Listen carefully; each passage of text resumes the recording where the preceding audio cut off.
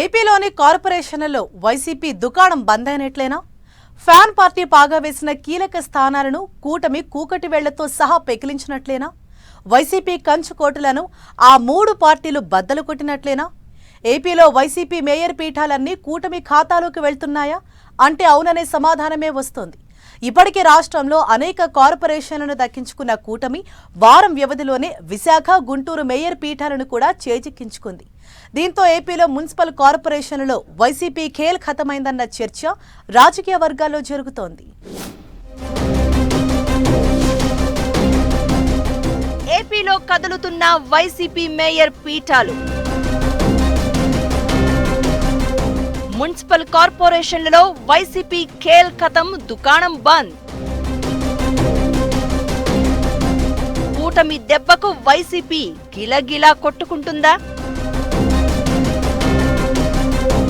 ఏపీలో ఒక్కొక్కటిగా మున్సిపల్ కార్పొరేషన్లన్నీ కూటమి ఖాతాలోకి చేరుతున్నాయి. వైసీపీ కైవసం చేసుకున్న మేయర్ పీఠాలన్నింటినీ కూటమి దక్కించుకునేందుకు వ్యూహాలకు పదును పెడుతోంది. కొద్ది రోజుల క్రితం విశాఖ మేయర్ పీఠాన్ని దక్కించుకున్న కూటమి తాజాగా గుంటూరు నగరపాలక సంస్థను కైవసం చేసుకుంది. ఈ రెండింటితో పాటు ఇప్పటికే నెల్లూరు, ఒంగోలు, గుంటూరు, ఏలూరు, జగ్గయ్యపేట, విజయవాడ మున్సిపాలిటీలు, కార్పొరేషన్లలో వైసీపీ కార్పొరేటర్లు, కౌన్సిలర్లు అంతా టీడీపీ, జనసేన, బీజేపీలో చేరుతూ ఉండడంతో మెజారిటీ కోల్పోయిన ఆయా స్థానిక సంస్థల్లో వైసీపీ అధికారం కోల్పోతోంది. వైసీపీలో అసంతృప్తితో రగిలిపోతున్న కార్పొరేటర్లు, వ్యాపార అవసరాల కోసం కొందరు, తమ డివిజన్లలో అభివృద్ధి పనులు చేయించుకోవడానికి కొందరు, వచ్చే కార్పొరేషన్, మున్సిపాలిటీ ఎన్నికల్లో ఇప్పటి నుంచే సీటు రిజర్వేషన్కు ఇంకొందరు, ఇలా ఎవరికి వారు తమ తమ అవసరాల కోసం పార్టీలు మారారు. దీంతో వైసీపీకి మెజారిటీ తగ్గిపోవడంతో కూటమి నేతలు అవిశ్వాస తీర్మానం ప్రవేశపెట్టి వారిని ఓడిస్తున్నారు. విజయవాడ తప్పించి మిగతా మున్సిపాలిటీలు, కార్పొరేషన్లలో కూటమి అధికారం సొంతం చేసుకుంది. విజయవాడ మున్సిపల్ కార్పొరేషన్లో కూడా త్వరలో అవిశ్వాసం పెట్టే అవకాశం ఉందన్న చర్చ రాజకీయ వర్గాల్లో సాగుతోంది. రాష్ట్రంలో వైసీపీ అధికారంలో ఉన్నప్పుడు తమకు ఎలాంటి అధికారాలు లేకుండా చేశారని ఆ పార్టీ కార్పొరేటర్లు అంటున్నారట. ఆయా మున్సిపాలిటీల్లో చైర్మన్లు, కార్పొరేషన్లలో మేయర్లు వైసీపీకి అనుకూలంగా పనిచేశారే తప్ప ప్రజా ప్రతినిధులుగా పనిచేయలేదనే విమర్శలు వెల్లువెత్తుతున్నాయి. వార్డుల్లో కనీస సౌకర్యాలు కల్పించాలని పలుమార్లు వినతులు ఇచ్చినా మేయర్లు, మున్సిపల్ చైర్మన్లు పట్టించుకోలేదని, దాంతో ప్రజల దృష్టిలో తాము చులకనైపోయినట్లు వైసీపీ కార్పొరేటర్లు వాపోతున్నారట.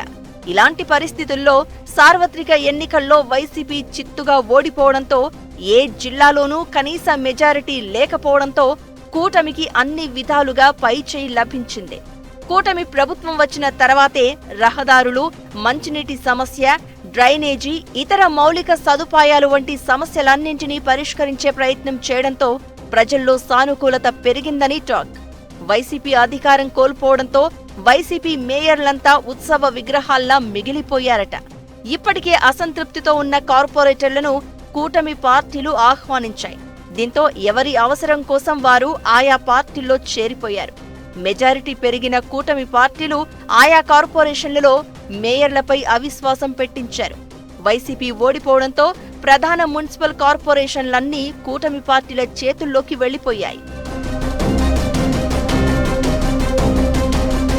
వారం 10 రోజుల వ్యవధిలోనే వైసీపీకి చెందిన జీవీఎంసీ, గుంటూరు కార్పొరేషన్ మేయర్ పీఠాలు కూటమి ఖాతాలోకి చేరిపోయాయి. గ్రేటర్ విశాఖపట్నం మున్సిపల్ కార్పొరేషన్లో వైసీపీకి చెందిన మేయర్ గొలగాని హరివెంకట కుమారిపై ఏప్రిల్ 19న ప్రవేశపెట్టిన అవిశ్వాస తీర్మానం నెగ్గింది.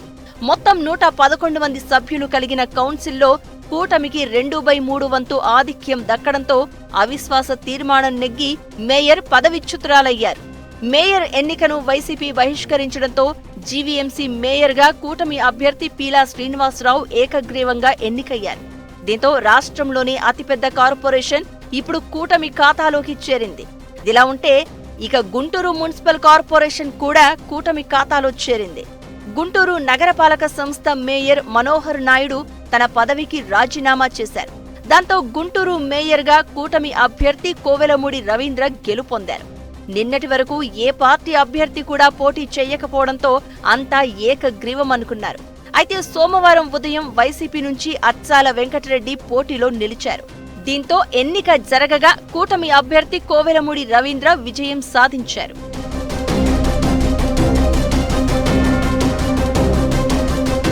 ఏపీలోని వైసీపీ మేయర్ పీఠాలన్నీ కూటమిలోకి వచ్చి చేరుతూ ఉండడంతో ఆయా కార్పొరేషన్లలో విపక్ష వైసీపీ పనైపోయిందన్న టాక్ ఏపీ రాజకీయ వర్గాల్లో వినిపిస్తోంది.